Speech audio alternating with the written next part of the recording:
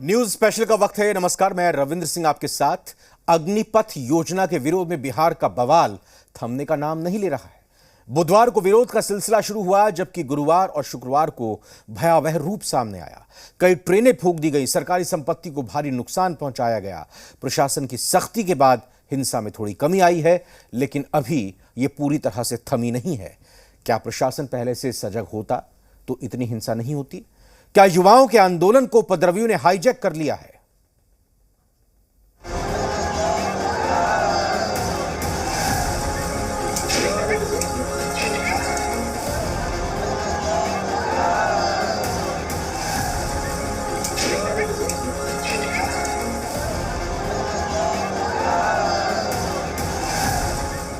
आगे की हम दास्तान आपको सुनाएं, उसके पहले तबाही और बर्बादी का ये मंजर देखिए। ट्रेन की ये बोगी है जो राख में तब्दील हो चुकी है। अग्निपथ योजना के विरोध के शोले में ये बोगी भस्म हो गई। चिंगारी अब तक बुझी नहीं, धुआं धीरे धीरे सुलग रहा है। बुधवार को बिहार में अग्निपथ योजना का विरोध शुरू हुआ। विरोध की चिंगारी को शोलों में बदलते देर नहीं लगी। गुरुवार और शुक्रवार को विरोध का भयावह रूप सामने आया। इन 2 दिनों में प्रशासन क्यों बेबस और नाकाम रहा? क्या प्रशासन को यह अंदाजा नहीं था यह महज विरोध नहीं, बर्बादी की सुनामी है? जगह जगह ट्रेन फूंकी गई, सड़कों पर बवाल होता रहा। आप वानगी देखिए। तारीख 16 जून, जगह छपरा। स्टेशन पर खड़ी ट्रेन फूंक दी गई। तारीख 16 जून, जगह गोपालगंज। सिद्धवलिया स्टेशन पर ट्रेन फूंकी गई। तारीख 17 जून, जगह समस्तीपुर। बिहार संपर्क क्रांति फूंक दी गई। तारीख 17 जून, जगह दानापुर। स्टेशन पर खड़ी फरक्का में आग लगा दी गई। इस वक्त मैं बिहार के दानापुर रेलवे स्टेशन पर मौजूद हूं और ये वही ट्रेन है जिनकी बोगियों में कल प्रदर्शनकारियों ने आग लगा दी थी। हिंसा इतनी तेज की थी कि अब इस बोगी का कोई नामो निशान आपको दिखाई नहीं देगा। आमतौर पर जब आप किसी ट्रेन में यात्रा करते हैं तो सोचिए कि वो जो बोगी होती है, कोच होता है, वो किस तरह का बना होता है। तमाम सीटें लगी होती हैं, आप वहाँ पर नीचे सामान रखते हैं, सोते हैं, बैठते हैं, यात्रा करते हैं। लेकिन अब आप देखिए, अग्निवीर स्कीम के नाम पर जो हिंसक विरोध प्रदर्शन हुआ, उसका नतीजा क्या है? उसका नतीजा ये है कि आप देखिए, अभी भी यहाँ पर आपको आग की कुछ लपटें, जो उसका धुआं है वो थोड़ा बहुत आपको दिखाई पड़ेगा। और इसके अलावा क्योंकि आप देखिए पूरी सीट यहाँ पर जल गई है, पूरा कोच जल गया है, सिर्फ और सिर्फ राख है। सीट में कुछ भी आपको दिखाई नहीं देगा यहाँ पर। और इसके अलावा क्योंकि जब आप ये इन तस्वीरों को देखेंगे, आप देखिए कैसे यहाँ पर अभी भी जो आग, हालांकि इसमें कल लगी थी, पर आपको जो धुआं है वो अभी भी इसमें दिखाई पड़ेगा। अगर आप नीचे की तरफ देखेंगे तो यानी आप सोचिए कितना नुकसान यहाँ पर सार्वजनिक संपत्ति का, सरकारी संपत्ति का पहुँचाया गया है। इन सीटों का इस्तेमाल हम और आप यात्रा के लिए करते हैं। आप सोचिए इसमें जो लोग यात्रा कर रहे होंगे, पहले उन्हें पूरा बोगी खाली कराया गया होगा, उसके बाद इसमें आग लगा दी और पूरा देखिए, अब ये कहीं से भी ट्रेन की बोगी नज़र नहीं आ रही है आपको। पूरी तरह से सिर्फ और सिर्फ आपको जला हुआ एक अवशेष जैसा दिखेगा कि कैसे सब कुछ जला दिया। कोई सीट नहीं बची है, कोई जगह नहीं बची है और पूरी तरह से जब आप देखेंगे तो ये कोच आपको जला हुआ मिलेगा। अब आप सोचिए, क्या प्रदर्शन के नाम पर इस तरह का हिंसा करना ठीक है? क्या कानून को हाथ में लेना ठीक है? अगर किसी योजना का विरोध है तो वो शांतिपूर्वक ढंग से भी हो सकता है, सरकार को ज्ञापन सौंप कर भी हो सकता है और अपनी मांगे मांगी जा सकती हैं सरकार से अगर किसी चीज़ को लेकर विरोध है। लेकिन क्या विरोध इस तरह का होना चाहिए कि आप इतनी हिंसा कर दीजिए, आग लगा दीजिए? कितने लाखों करोड़ का नुकसान हुआ है इस आगजनी के कारण, इसका हिसाब शायद ही इन प्रदर्शनकारियों को होगा जिन लोगों ने कानून को हाथ में लिया है। ये तस्वीरें इस बात की गवाही है कि किस तरह, किस कदर पूरी तरह से सार्वजनिक संपत्ति को नुकसान पहुंचाया गया है। अग्निपथ योजना को लेकर बिहार के अलग अलग इलाकों में लगातार प्रदर्शन हो रहे हैं। इस वक्त हमारी मौजूदगी बिहार के मसौड़ी इलाके में है और तरेगना ये रेलवे स्टेशन है, जहां पर आज प्रदर्शनकारियों ने इस पूरे इलाके में भारी नुकसान पहुंचाया। जैसे ही बिहार में कोई बड़ा विरोध प्रदर्शन होता है, रेलवे सबसे पहले इसका शिकार बनता है। लेकिन सवाल ये उठता है कि जब रेलवे को नुकसान पहुंचाया जा रहा है तो ऐसे में ये नुकसान किसका हो रहा है? करोड़ों रुपए का नुकसान हुआ है, ट्रेनें फूकी गई हैं, रेलवे स्टेशन को नुकसान पहुंचाया गया है और इसका खामियाजा आखिर कौन भुगत रहा है? आम मुसाफिर ही इसका खामियाजा भुगत रहे हैं। सवाल कई है जिसका जवाब इस वक्त किसी के पास भी नहीं। प्रशासन की चौकसी के बाद रेलवे स्टेशनों और ट्रेनों को निशाना बनाए जाने का सिलसिला कम तो हुआ, लेकिन थमा नहीं। शनिवार को मसौढ़ी के तारेगना स्टेशन को निशाना बनाया गया। देखिए, मैं भी तारेगना में मौजूद हूं और मैं स्टेशन के अंदर जो इस वक्त हालात हैं उस उपद्रव के बाद, उसके बाद की तस्वीर मैं आपको दिखा रहा हूं। ये देखिए, जहां पर भी जाएगा एक अजीब सी गंध आपको मिलेगी, क्योंकि आग को बुझाया गया है, लेकिन अभी भी देखिए अंदर वो आग की गर्मी और अंदर ये देखिए धुआं अभी भी यहाँ से निकल रहा है। कुछ भी चीज़ों को छोड़ा नहीं गया, सब कुछ। हालांकि अंदर आपको अंधेरे में कुछ नजर नहीं आएगा। पीयूष, आप यहाँ से बाहर आ जाइए, इधर आइए जरा, मैं आपको दिखाऊंगा कि मतलब कुछ भी नहीं छोड़ा। अच्छा, सवाल यहाँ पर ये भी है, ये भी सोचने वाली बात है कि ऐसा नहीं कि यहाँ पर पुलिस टीम नहीं थी। सवाल ये है कि यहाँ पर पुलिस टीम मौजूद थी और पुलिस टीम की मौजूदगी में सब कुछ हुआ, लेकिन कहा यह जा रहा है कि वो जिन लोगों ने इसको अंजाम दिया है वो अलग अलग गुट में थे। कोई इस जगह जाकर अचानक से कर दे रहा है, कोई उस जगह जाकर बवाल कर दे रहा है, कोई उस जगह बवाल कर रहा है। अलग अलग गुटों में बट करके इस घटना को अंजाम दिया गया। पटना में जितने भी स्टूडेंट्स थे, जो यूनियन वाले जो प्रोटेस्ट कर रहे थे, हमने उनसे पूछा कि ये लोग कौन कर रहा है, ये हंगामा कौन कर रहा है, ये अगजनी कौन कर रहा है। उनकी तरफ से कहा गया था इसमें स्टूडेंट्स नहीं है, इसमें युवा नहीं है, कुछ असामाजिक तत्व हैं। आरोप वो लगा रहे हैं कि सत्ताधारी पार्टी ये सारी चीज़ें करवा रही है। जरा मैं आपको दिखाऊंगा, ये उप स्टेशन अधीक्षक, उनका ये दफ्तर जरा देखिए, यहाँ की जरा स्थिति जरा देखिए, क्या किया गया है। यहाँ देखिए, इधर अंदर ये सब कुछ आग के हवाले कर दिया गया है। अब यहाँ कुछ भी नहीं बचा। ये देखिए, ये व्हील चेयर, इसकी भी हालत क्या कर दी गई है। भाई, अब सोचिए कि आपकी संपत्ति है, ये देश की संपत्ति है, किसके लिए है ये सारी चीज़ें? हमारे और आपके लिए। आप नुकसान किससे पहुंचा रहे हैं? आप देश की संपत्ति को नुकसान पहुंचा रहे हैं। आप 2 दिन से जो हिंसा का पैटर्न अगर आप देखिएगा तो वहाँ पर किसी की जल्दी पहचान नहीं हो पा रही है। एक मॉब आता है, एक भीड़ आती है, अचानक से वहाँ पर अगजनी करती है, तोड़फोड़ करती है और उसके बाद फिर वो कहीं गायब हो जाती है। यहाँ पर भी तकरीबन यही सारी चीज़ें हुई हैं। यहाँ पर भी पुलिस टीम यहाँ पर मौजूद थी और उसके बावजूद यहाँ पर इस घटना को अंजाम दिया गया। पुलिस कह रही है कि हम एक्शन लेंगे, जो भी इस घटना में लिप्त होगा उसको छोड़ा नहीं जाएगा, उनके खिलाफ एक्शन लिया जाएगा। लेकिन जब सबको पता है कि आज बिहार बंद है, यहाँ बवाल होगा, तो ऐसे में सवाल ये भी उठता है कि प्रशासन के पास उतनी मुकम्मल तैयारी क्यों नहीं थी। प्रशासन को कमोबेश यह अंदाजा पहले से जरूर रहा होगा कि युवाओं का आक्रोश क्या रूप ले सकता है। तो फिर क्या एहतियाती कदम देर से उठाए गए? क्या वास्तव में भीड़ का ऐसा उग्र रूप था कि काबू पाना मुश्किल हो गया? क्या धारा 144 लागू करने, इंटरनेट सेवा बंद करने जैसे कदम देर से उठाए गए? अग्निपथ के विरोध में जिस तरह छात्रों ने कल उपद्रव मचाया और रेलवे की कई गाड़ियों को आग के हवाले किया, तो शायद आज जिस तरह पुलिस मुस्तैद है और जिस तरह मजिस्ट्रेट की नियुक्ति की गई है, एसपी, आईजी, डीआईजी तमाम लोग दानापुर प्लेटफॉर्म पर आए हैं। यही मुस्तैदी यदि परसों के मीटिंग के बाद कल सुबह दिखी होती तो शायद रेलवे की इतनी बड़ी क्षति नहीं हो पाती। तो कहीं ना कहीं कल की घटना में पुलिस प्रशासन की सुस्ती और चुस्ती का असर दिखा गया था। कल की घटना की पूरी जिम्मेवारी पुलिस प्रशासन पर जाती है, क्योंकि जिस तरह पुलिस प्रशासन दानापुर से खगौल स्टेशन तक उसे लेकर आई थी, तो छात्रों के द्वारा लगातार इस बात की जिक्र की गई थी कि दानापुर में ट्रेन को आग के हवाले करेंगे। इसके बाद भी यदि पुलिस चाहती तो उसे दानापुर में रोका जा सकता था। नहीं, देखिए, जब एक स्वतः और इस तरह से बंद लार्ज स्केल में हो जाता है, फोर्सेस की भी उस समय थोड़ी सी कमी थी और जहाँ जहाँ हम लोगों ने कई जगह डिप्लॉय कर दिए थे। ज़िले बड़े हैं हमारे यहाँ और जो स्टेशन है काफ़ी सुदूर स्थित है कई जगह, जैसे मोहिउद्दीन नगर का स्टेशन है, आप देख लीजिए, मधुबनी ज़िले से बहुत दूर है। तो वहाँ पे फोर्सेस को पहुँचने में भी काफ़ी टाइम लगता है। जब तक पुलिस पहुँची वहाँ पर तब तक घटना घट चुकी थी, लेकिन घटना के त्वरित उसमें रोका गया है और लोगों को गिरफ्तार किया गया है। हाँ, मैं ये कहूँगा कि कल के दिन में कुछ जगह घटनाएं घटी हैं, लेकिन पुलिस बल ने भी उसका पूरा प्रयास किया है। आज भी जो घटना घटी, पुलिस बल ने मसौड़ी पे काफ़ी रजिस्ट किया और उसमें हमारे जो जवान वहाँ तैनात थे करीब 30-35 की संख्या में, और लेकिन भीड़ इतनी ज़्यादा थी, करीब 3 से 4 हज़ार लोग आके अचानक से हमला कर दिए थे।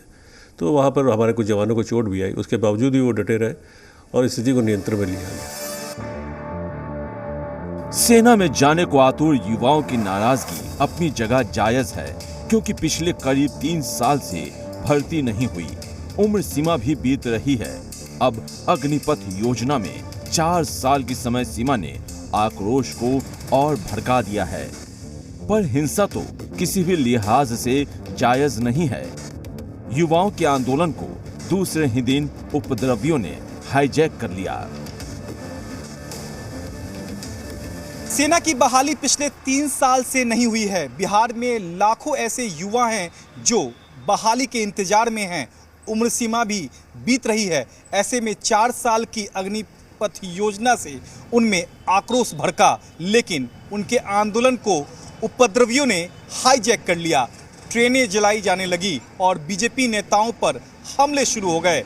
आंदोलन में वो लोग भी घुस आए जिन्हें सेना भर्ती से कोई लेना देना नहीं है।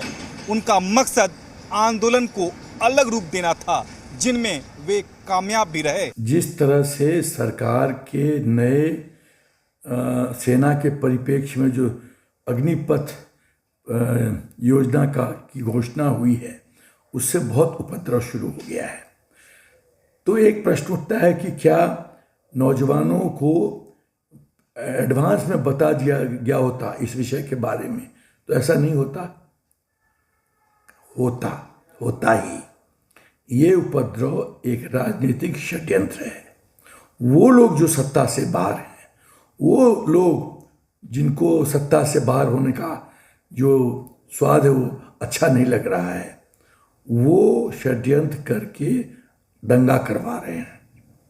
चाहे वो बिहार हो, चाहे नॉन बीजेपी स्टेट्स में हो, चाहे इवन और भी जगहों पे ऐसा हो रहा है। तो यूथ को बताने न बताने से कोई फर्क नहीं पड़ता है।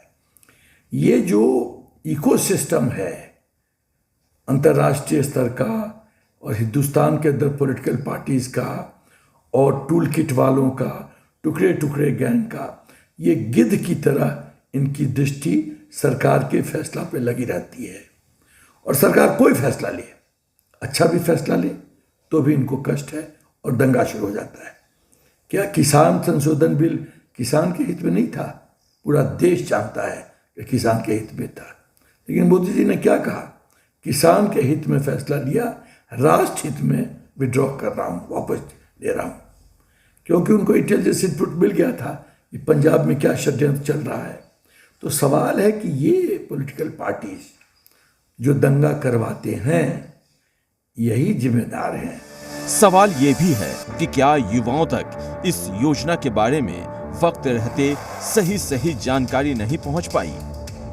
क्या उन्हें जानबूझकर भड़काया गया? क्या 4 साल बहाली की योजना वास्तव में युवाओं का भविष्य संवारने वाली है? जो ये बच्चे आंदोलन कर रहे हैं, जिनमें ट्रेनें जलाई जा रही हैं, पथराव हो रहा है, आगजनी हो रही है, उनसे आप क्या कहना चाहते हैं? क्योंकि वो बच्चे हैं जो आपकी फोर्स में शामिल होना चाहते थे। पहली बात तो ये बताना चाहूँगा कि युवाओं को रक्षा बलों में शामिल होने के लिए राष्ट्र ने एक ये दूरदर्शी कार्यक्रम की योजना की है। युवाओं को ये बताना चाहूँगा कि रक्षा बल में शामिल होने के लिए हिंसा और विरोध के लिए कोई जगह नहीं है। और ये तीसरी बात बताना चाहूँगा कि जल्दी ही भर्ती प्रक्रिया शुरू होने वाली है, तो इसकी पूरी तरह से तैयारी करें। सर, दरअसल सबसे बड़ी शंका यही थी कि 2 साल से भर्ती नहीं हुई और अब भर्ती होगी, और कब होगी और किस तरह से होगी। सर, इसमें आगे भर्ती किस तरह से होगी और क्या फ़ायदा होगा कैंडिडेट्स को, ये थोड़ा सा बताएं। क्योंकि जो बच्चे हैं जो अलग अलग जगहों में हैं, बिहार में हैं, उत्तर प्रदेश में हैं, दूर दूर की जगहों में हैं, और उनमें एक उनको शायद गलत इन्फॉर्मेशन मिल रही है, भड़काया जा रहा है। तो आप क्या कहना चाहेंगे सर कि कैसे ये बेहतर है? अभी ये फैसला लिया गया है कि आने वाले दिनों में तीनों सेनाओं में भर्ती सिर्फ अग्निपथ कार्यक्रम के द्वारा ही होगी। और इसके डिटेल्स हमने मीडिया के दौरान, पैम्फलेट्स के दौरान और अनेक तरह से युवाओं को पहुंचाने की कोशिश की हमने। अगर किसी युवा को इसके बारे में कोई भी डाउट हो, कोई भी उनके मन में दुर्विचार हो, तो मेरा यह कहना है कि आपके गांव में, आपके गांव के आसपास किसी भी जिला सैनिक बोर्ड, किसी भी रिक्रूटमेंट सेंटर, किसी भी मिलिट्री स्टेशन, एयरफोर्स स्टेशन में जाएं और अधिक जानकारी प्राप्त करें इस स्कीम के बारे में। क्या ये हिंसा युवाओं के आक्रोश के चलते स्वाभाविक रूप से भड़की या फिर सियासत करने वालों ने हवा दी? बीजेपी के नेताओं को ही क्यों निशाना बनाया गया? गुरुवार को वारसलीगंज की बीजेपी विधायक अरुणा देवी पर हमला किया गया। वहीं छपरा के बीजेपी विधायक सीएन गुप्ता के घर पर हमला हुआ, जबकि शुक्रवार को बीजेपी के प्रदेश अध्यक्ष संजय जायसवाल और उप मुख्यमंत्री रेणु देवी के घर को निशाना बनाया गया। वहीं बीजेपी विधायक विनय बिहारी पर हमला किया गया। बिहार में और केंद्र में भारतीय जनता पार्टी एनडीए की सरकार है, तो निश्चित तौर पर उसमें बड़े भाई की भूमिका में भारतीय जनता पार्टी है। तो भारतीय जनता पार्टी के नेताओं को, कार्यालयों को टारगेट किया जा रहा है। समझ रहे हैं कि जैसे भारतीय जनता पार्टी नहीं किया, लेकिन जबकि ऐसी बात नहीं है। अगर कोई भी व्यक्ति अगर समझदार होता है, अब मान लीजिए कोई अग्निपथ के जो पथ में जो जाने वाले हैं, सेना में, पैरामिलिट्री फोर्स में, कहीं पर भी जा रहे हैं, तो उनको तो इतनी समझ होनी चाहिए कि कौन कर रहा है, कौन नहीं कर रहा है। तो यह भाजपा को टारगेट करना या कहीं ना कहीं ठीक तो किसी भी दिशा से ठीक नहीं है। तो ट्रेन को ही फिर क्यों, क्योंकि बार बार ट्रेन को ही निशाना बनाया जाता है। वही देखिए, ये लोग समझ रहे हैं कि ट्रेन को हम टारगेट कर देंगे तो यह किसकी संपत्ति को लॉस कर रहे हैं, अपने देश की संपत्ति को ही जला रहे हैं, तोड़ फोड़ कर रहे हैं। तो यह कहीं ना कहीं ठीक बात तो नहीं है।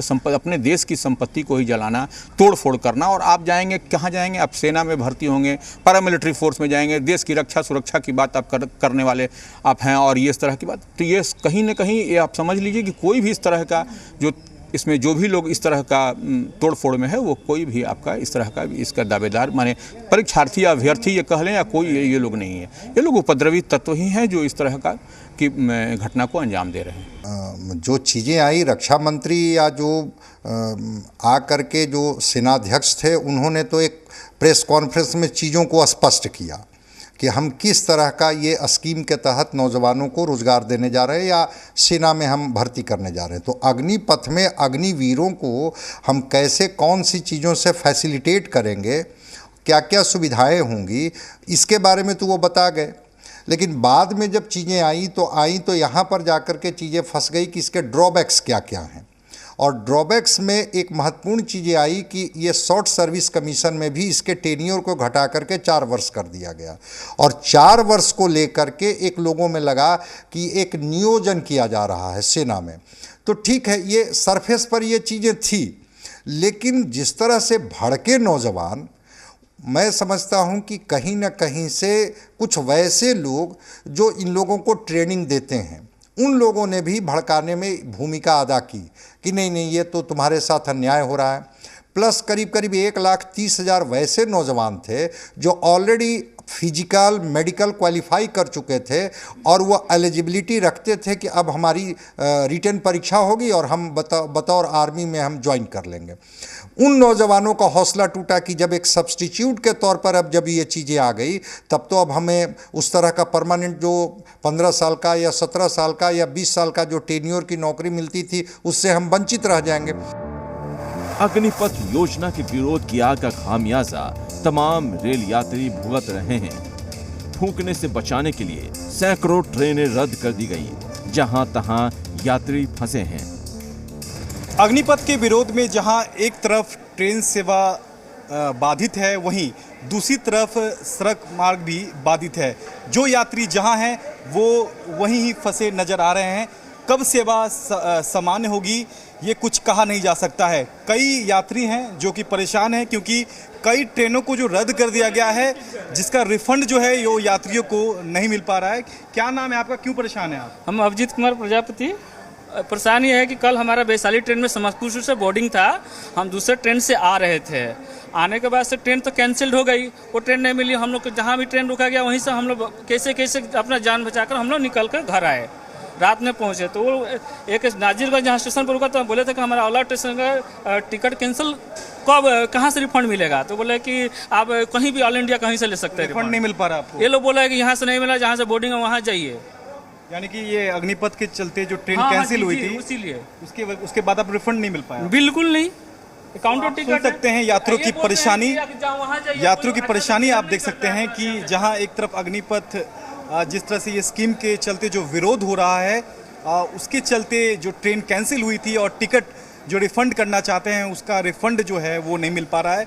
तो ऐसे कई यात्री हैं जो कि काफ़ी परेशान हैं, जो कि सड़क मार्ग से जाने को मजबूर हैं, लेकिन वहाँ भी सेवाएं जो हैं वो लगातार बाधित हो रही हैं।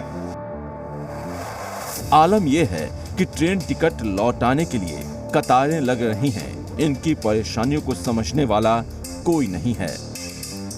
केंद्र सरकार की अग्निपथ योजना को लेकर पूरे बिहार में विरोध प्रदर्शन चल रहा है। इस वक्त मैं हूं गया जंक्शन पर। यहाँ तस्वीरें देखिए कि ये तस्वीरें हैं गया जंक्शन की, जहां पर टिकट काउंटर पर लोगों की लंबी लाइन लगी हुई है।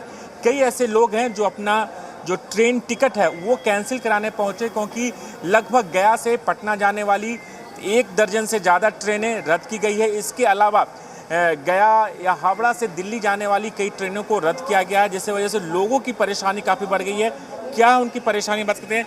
क्या आप लोग टिकट कैंसिल कराने आए? जी। कहाँ जाना था? जी हमें बरेली जाना था। अच्छा। सियालदा जम्बू तब्बी से। क्या क्या दिक्कतें हो रही हैं आप लोग को? सर टिकट कैंसिल करा रहे हैं और लाइन में लग करके जी हम लोग परेशानी, इतना गर्मी में आ रहे हैं जा रहे हैं सर, हम लोग को परेशानी हो रही है। कहाँ जाना था आपको? दिल्ली से मेरा बेटा आने वाला है सर। ये स्वागत योग्य है कि बिहार के लाखों युवा सेना में जाना चाहते हैं। वे जी जान से इसके लिए मेहनत भी करते हैं। ऐसे में उन्हें उचित अवसर मिलना ही चाहिए, लेकिन हिंसा के लिए कोई जगह नहीं है। हिंसा करने वालों और उन्हें हवा देने वालों पर कठोर कार्रवाई होनी चाहिए। ब्यूरो रिपोर्ट, जी मीडिया।